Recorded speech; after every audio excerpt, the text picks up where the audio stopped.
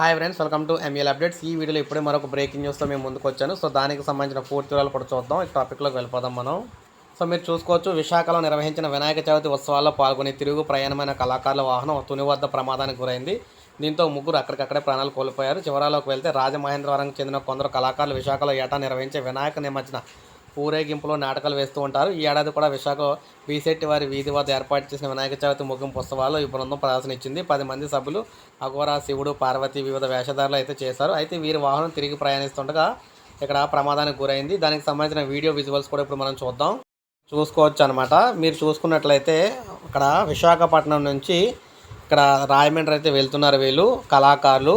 ఇక్కడ వినాయక చవితి ఉత్సవాలు ముగించుకొని అయితే ఇక్కడ తుని దగ్గరికి వచ్చేటప్పటికి లారీకి అయితే యాక్సిడెంట్ అయితే ఇక్కడ లారీని అయితే వీరు గుద్దడం అయితే జరిగిందనమాట. మొత్తం యాక్సిడెంట్ అయితే అయ్యింది.